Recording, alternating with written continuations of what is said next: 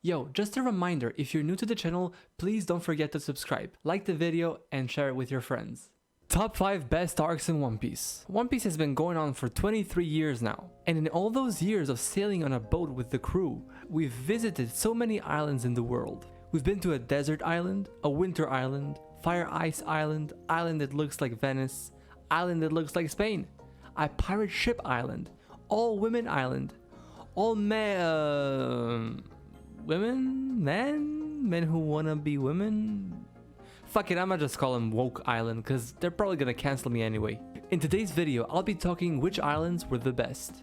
After defeating Katakuri and escaping Big Mom, the Straw Hats finally gathered together in Wano, the current arc of One Piece. And right from the first episode, we get to see Zoro going crazy with the animation. Not once, but twice! And then we got to see Luffy go crazy with the animation. Not once, but twice. The change that they brought with the new busted animation and art style is what the show needed the most right now.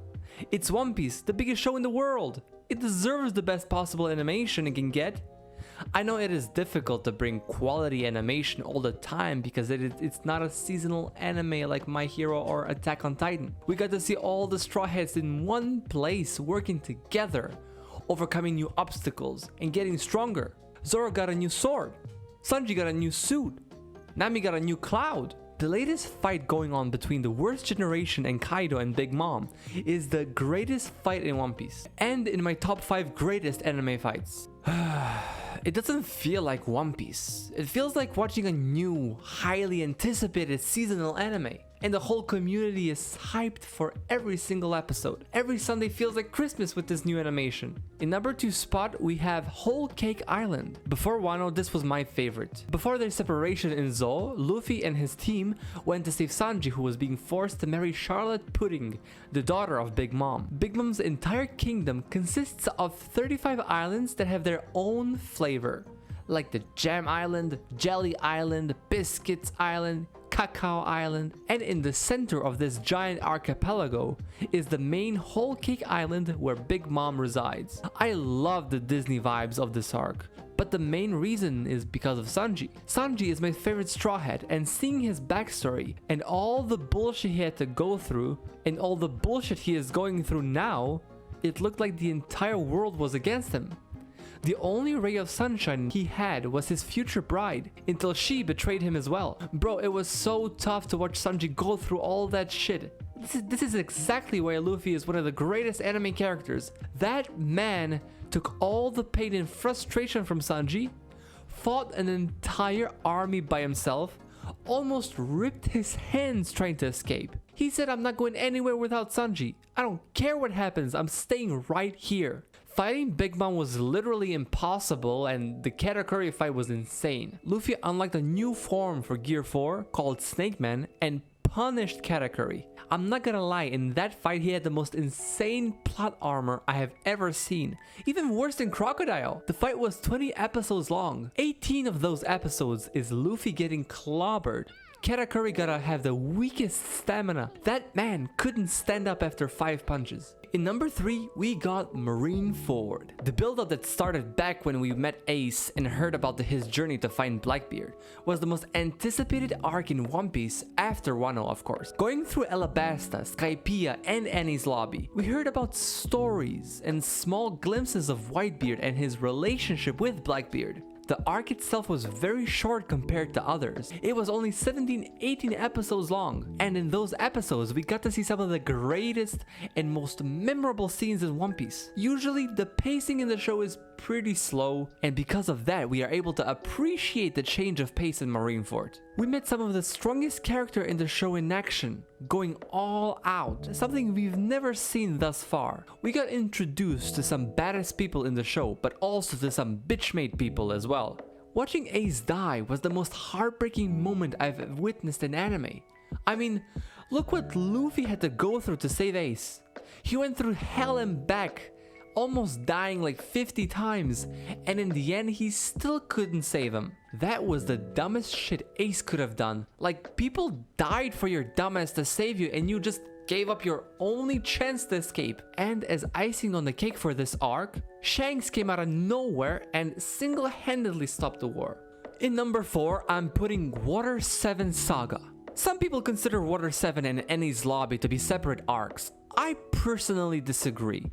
I think the combination of them both is what makes this arc special. From being introduced to the beautiful city of Water 7, resembling Venice, to getting in trouble with the Frankie family and the Galley Law, avenging Usopp and destroying the Frankie house was some of the most satisfying moments in the show. Fight between Usopp and Luffy was so emotional, and all of that happened in the beginning of the arc. Then we went to Enies Lobby to save Robin from intentionally getting captured for the sake of her crew.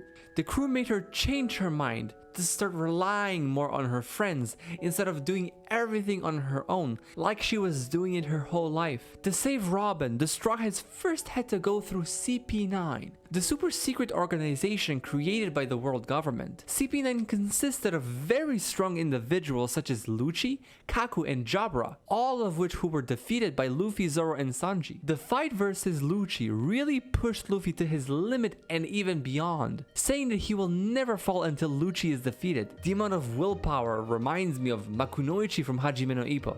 And in number 5, I would like to put Dressrosa. I know what some of you might say. Dressrosa is dragged, it's too long, and I will agree with those statements. I spent 2 years watching Dressrosa from week to week, but once you sit back and look at the bigger picture, it has everything. Hypothetically, if you were to cut like 30 episodes from Dressrosa, it will be the single greatest arc in anime history. Guarantee. We got to see Gear 4 Luffy, Zoro using armament Haki, and slicing Pika in half, Usopp unlocking observation Haki, meeting Fujitora, first righteous admiral since Aokiji, and a bunch of new bizarre characters. Let's talk about Doflamingo for a bit, the most underrated villain in anime. My personal favorite villain and character of all time. Everything from the swag, the walk, the talk, the psycho laugh, and power. He is such a perfect package. From growing up as a celestial dragon to being haunted by commoners for revenge, his backstory was so intriguing. I wasn't sure if I should feel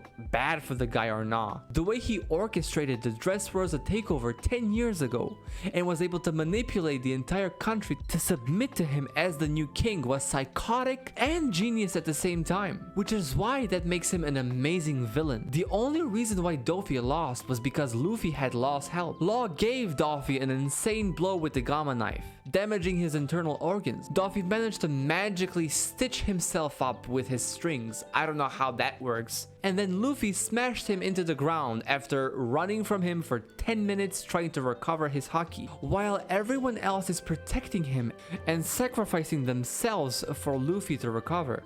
I mean, the entire country was trying to kill Doffy, not just Luffy. And when people say Luffy is stronger than Doflamingo because he beat him, get the fuck out of here.